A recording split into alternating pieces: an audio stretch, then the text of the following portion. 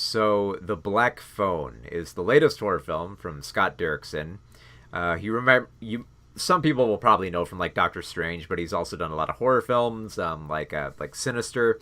And in the same way that that Sinister kind of like taps into like that hidden darkness within suburbia and kind of like buried in retro media. I kind of like the way that the Black Phone is staged to kind of like it. The intro starts up with kind of like that found footage format, but finds a whole lot more to explore than just like the whole found footage. Like this isn't a found footage horror film. It's also a retro horror film. It takes place in the late 1970s, but thankfully it doesn't just like rely on all like the typical 1970s stuff. Like the most you'll get are like references to like television shows in the background and some kids talking about the Hollywood crushes and stuff like that. But for the most part, it's just it feels like it's very much ingrained within that setting, and more importantly, it doesn't become as distracting. So it's based on a short story by Joe Hill, and essentially it takes place in this quiet little suburbia where kids have gone missing.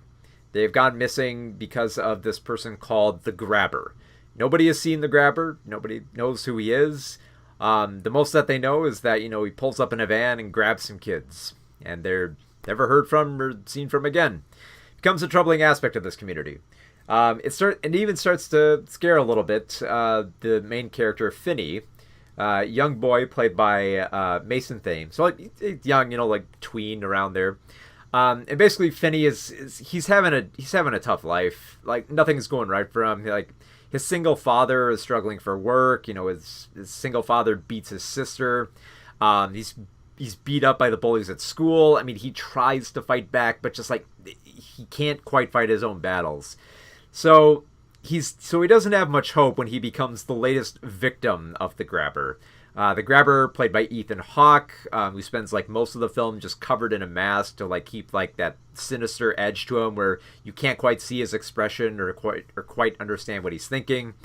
He also has a very sinister motive for how he traps these kids. He pulls up in a black van, black balloons come out, just like I forget what he sprays some kind of like aerosol in their face and just drugs them, throws them in his van, and off to his prison of a dungeon of a basement that they go.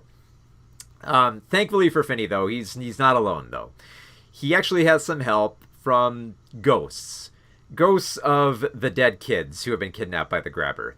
So while being trapped in this basement prison where nobody can hear him and he feels like it's hopeless, there's no way out of this, he gets calls on the black phone in the room from the different ghosts of those who have been kidnapped and killed by the Grabber. And I really like the way that the ghosts slowly come towards Finney and give him little hints of advice here and there.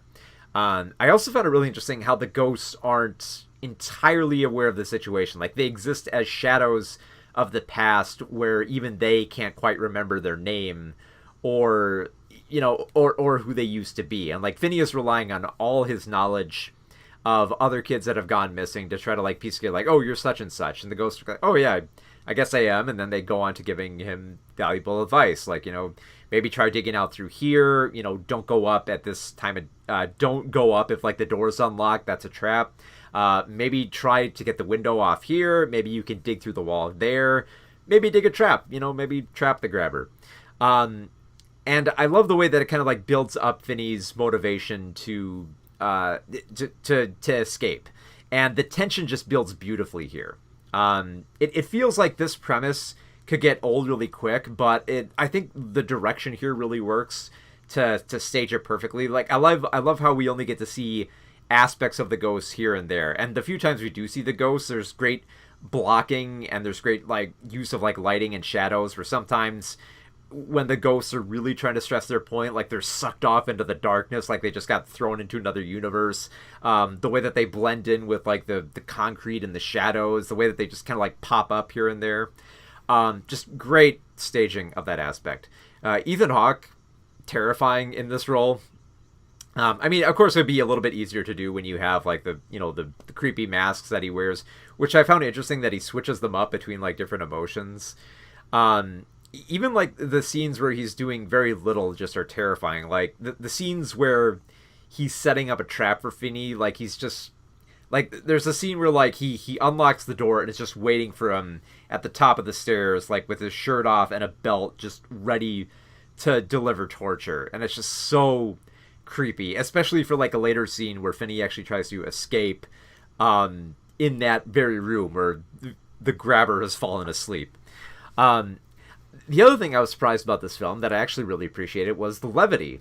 There are some surprisingly funny moments here, and most of them come from Madeline McGraw, who plays Gwen, the younger sister of Finney. Gwen is quite the mouth hunter. She knows how to talk back to certain adults, and she knows how to talk back to the police. In particular, there's a scene where like she's cornered by the police and the principal of her school about the murders, and she just lays into them. She's just like, I don't gotta take this crap. I'm done with y'all. And I also found and the other cool thing too is that Gwen actually does play a pivotal part in helping to solve this mystery, just because she has the paranormal power to get messages from the dead in the same way that Finney can.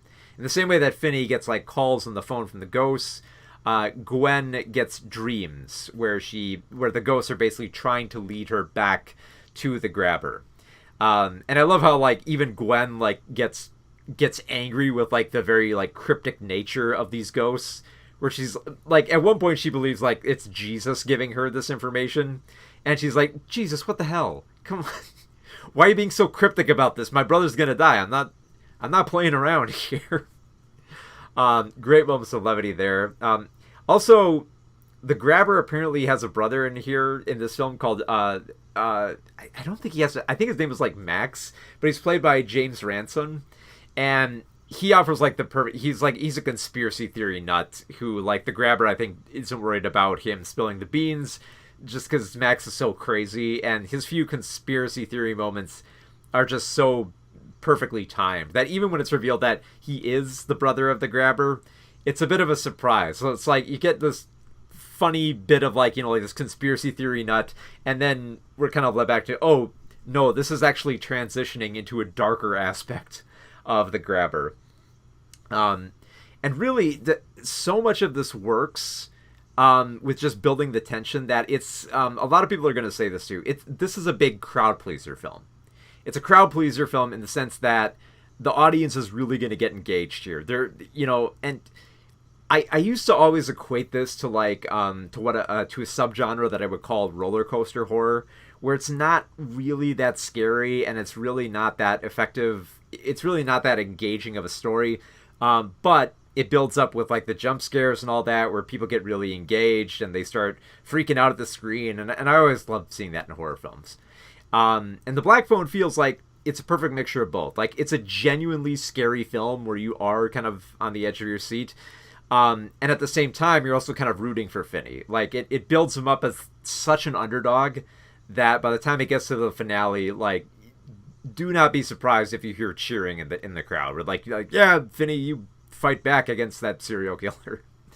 And it's warranted. It's not annoying. It's like, you know what? There's great tension built up here, and you love to see Finney just take revenge, and you love to see him just like get in a great punchline at the end, and just have like a genuinely happy ending for like this kid. So yeah, it's very much, and I don't want to make this sound condescending, but yeah, it is a crowd-pleasing horror film.